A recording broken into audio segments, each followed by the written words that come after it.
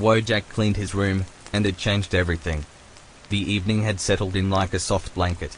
Outside, a steady rain tapped against the glass with gentle consistency. The street lights cast quiet pools of light onto the pavement, and the warm flicker of my digital fireplace danced across the walls. The room was dim, just how I like it, calm, familiar, almost safe. But I didn't feel safe. Not really. I wasn't upset. I wasn't angry. It was more like a low, lingering fog in my head. A feeling that things were piling up, not just tasks or responsibilities, but thoughts. Noise. A weight that wasn't crushing, but constant. You know the feeling? When you wake up tired and go to bed more tired. When the days blur together, and your room, your supposed sanctuary, starts to look like a storage unit for your indecision.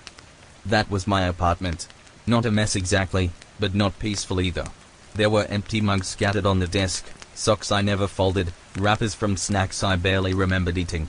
It wasn't overwhelming, until it was. I stood in the middle of the room that night, looked around, and sighed. Not a dramatic sigh, just one of those quiet ones, where your body tries to exhale some of the mental load. I didn't make a list. I didn't promise to fix everything. I just whispered, let me fix one thing. So, I picked up a soda can from my desk and tossed it in the recycling bin. That sound, the soft clink, landed deeper than it should have. I stood still for a second. Something about that little noise. It felt solid. Like I had taken back a square inch of my space. A square inch of my mind.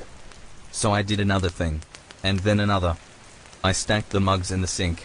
I threw away the old receipts cluttering my nightstand. I refolded the hoodie that had practically become a permanent sculpture on my chair. The movements were slow, quiet. The rain kept falling. The fireplace crackled. My thoughts quieted too. There was something weirdly comforting about it. I wasn't rushing. I wasn't blasting music or powering through it like a task. I was just here, present, for once. I started to notice small things, like how dusty the bookshelf had gotten, how satisfying it felt to fold clean clothes and set them in neat stacks. I found an old photo in a drawer I hadn't opened in months, me, from a better year, smiling like I had energy. I stared at that picture longer than I thought I would. I realized I missed that version of myself. Not because he had everything figured out, but because he cared. He tried. And I wanted to try again, too. So I kept going. I swept the floor, wiped down the desk, put things back where they belonged. The room slowly started to breathe again, and so did I. After maybe an hour, I stood back and looked around. It wasn't magazine perfect, but it was clean, calmer, mine. And that's when it hit me. The cleaning wasn't really about the trash or the laundry. It was about claiming space, space I'd been mentally avoiding. Every mug I put away was a decision I made. Every drawer I organized was a choice. A statement, I am here. I matter. And I deserve clarity. I made some tea and turned off the overhead light. Let the fireplace be the only glow. Sat on the couch and just existed. No background noise. No screen.